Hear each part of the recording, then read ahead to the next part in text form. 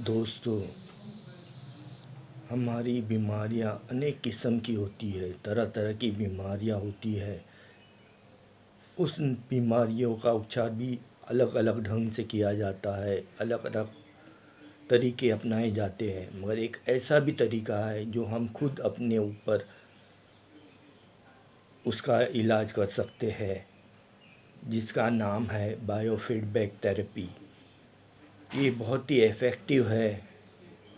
हमारे जिस्म में दो किस्म की प्रतिक्रिया है, एक वॉलंटरी और एक इनवॉलंटरी सिस्टम। वॉलंटरी सिस्टम में हमारे हाथ पाँव हम हाथ हिला सकते हैं, मगर इनवॉलंटरी सिस्टम में हमारा लंग, हमारे ऑर्गन खुद काम करते हैं और इस पर हमारी कोई कंट्रोल नहीं होता। इन चीज़ों को कंट्रोल करना ये एक पद्धति है जिसे हम बायोफीडबैक कहते हैं। अपने शरीर के विषय में मैं जानकारी दे रहा हूँ। हम इन अंदरूनी बीमारी को, अंदरूनी वॉलंटरी मूवमेंट को, अंदरूनी कमियों को देख नहीं सकते, समझ नहीं सकते। इसके लिए यंत्र का सहारा लेना पड़ता है और यंत्र के सहारे हम अपने अंदर के शरीर के ऑर्गन की दौड़ को जान सकते हैं। अगर उसमें कोई कमी है तो उसे पहचान सकते हैं। जैसे कि एक सिंपल सा और यंत्र है जिसे हम स्टेथोस्कोप कहते हैं। इससे फीडबैक मिलता है कि हमारी लंग्स कैसे चल रहे हैं, तेज़ चल रहे हैं, फास्ट चल रहे हैं, धीमी चल रहे हैं या चल ही भी नहीं रहे हैं। उसी तरह से कई ऐसे छोटे छोटे यंत्र हैं जिसकी सहायता से हमें शरीर के अंदर की ऑर्गन की भाग दौड़ के बारे में मालूमात होती है। मगर कई यंत्र ऐसे हैं जिसे डीप अंदर भी जाना पड़ता है या एक्सरे भी लेना पड़ता है या इमेजिंग भी करना पड़ता है। मगर कुछ ऐसे यंत्र भी है जो लगातार हमें इंफॉर्मेशन देते रहते हैं।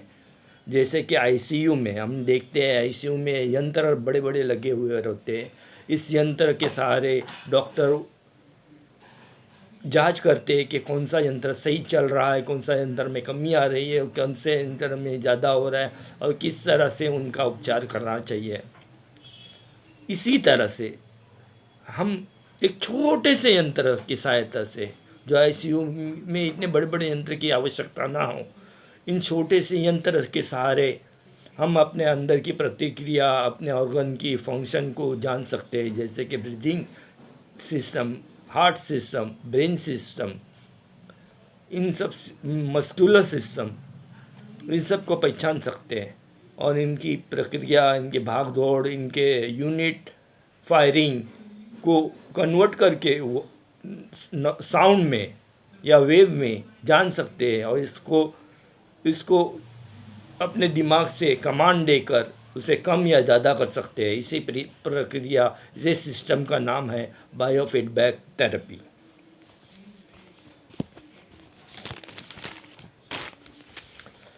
अब इन दोनों सिस्टम में फ़र्क क्या है? आईसीयू में इन सिस्टम को देखकर डॉक्टर फंक्शन करते हैं, डॉक्टर इंजेक्शन देते हैं, डॉक्टर दवाइयाँ देते हैं, डॉक्टर ऑक्सीजन देते हैं। मगर बायोफीडबैक में हमें ये सब चीज़ें करने की ज़रूरत नहीं है। हम अपना उपचार खुद ही करते हैं। इसके अंदर एक और प्रोसीजर है, जो प्रोसीजर मैं अब थोड़ी देर में आपको बताऊंगा।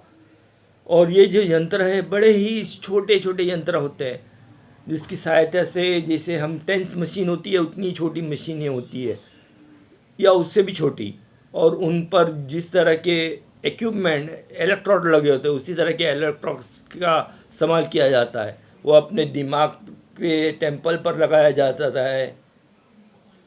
वो शरीर के इलेक्ट्रोड चेस्ट पर ईसीजी जैसा लगाया जा सकता है, मांसपेशियों पे लगाया जा सकता है और उसकी रीडिंग बायोफीडबैक को साउंड के ज़रिए सुना जा सकता है।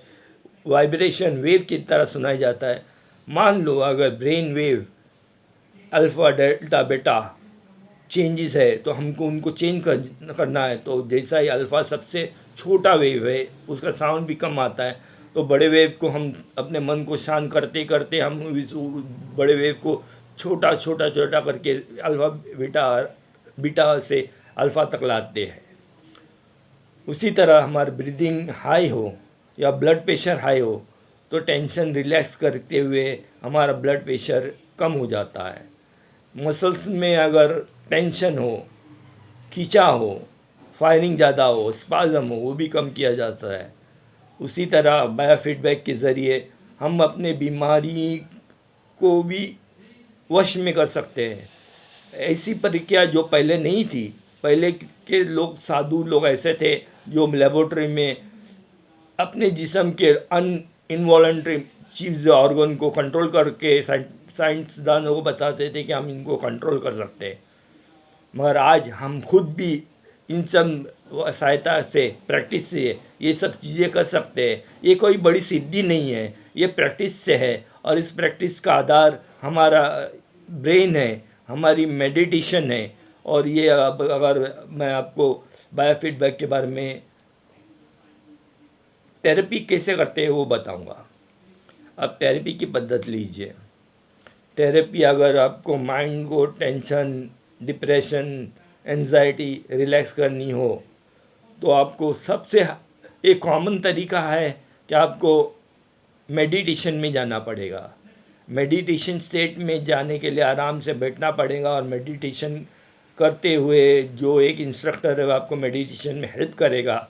और फिर आपको ज्ञान मुद्रा में हाथ रखना है और ये ख्याल करना है कि ये यहाँ पर आपका बॉडी हीट हो रही है, गर्म हो रही है, और आंखें बंद करके इमेजिनेशन करना पड़ेगा कि वाकई गर्म चीज़ों के बारे में सोचकर अपने हाथ को गर्म करेंगे। अगर यहाँ से गर्म होना शुरू होता है, हाथ में जो हम इलेक्ट्रोड लगते हैं से टेम्परेचर कम या ज़्यादा होता है। जब जैसे ही हमारा टेम्परेचर बढ़ना लगता है तो वो टेम्परेचर बढ़ता है और हमारे शरीर में खून बढ़ता है। जब हम एक टाइम पर ऐसे पहुँचते हैं जब हमारा शरीर गर्म होता है तो ये वक्त है जहाँ पर हम बायोफीडबैक स्टार्ट कर सकते हैं।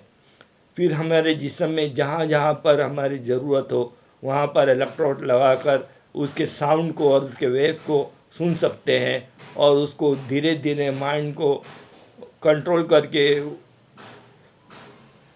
कम करा सकते हैं या ज़्यादा कर सकते हैं। ऐसे 10 सेशन करने से हमें कंट्रोल आ जाता है और मिनिमम 30 सेशन से हम इस बीमारी और कोई भी बीमारी को कंट्रोल कर सकते हैं। इसी का नाम बायोफीडबैक है। ये छोटी से लेक्चर में मैंने आपको एक छोटी सी पद्धत बायोफीडबैक की बताई है। ये पद्धत हम ऑल्टरनेटिव साइंस में भी यूज़ कर सकते हैं क्योंकि इसमें भी कोई मेडिसिन नहीं है, एक छोटे छोटे इम्प्रूवमेंट है। कभी कभी तो लोग इंस्ट्रूमेंट की ज़रूरत भी महसूस नहीं करते और इन प्रक्रिया इसकी एक दूसरी एंगल और दूसरी थेरेपी है जो बायोफीडबैक की है, वो भी मैं आपको बताऊंगा।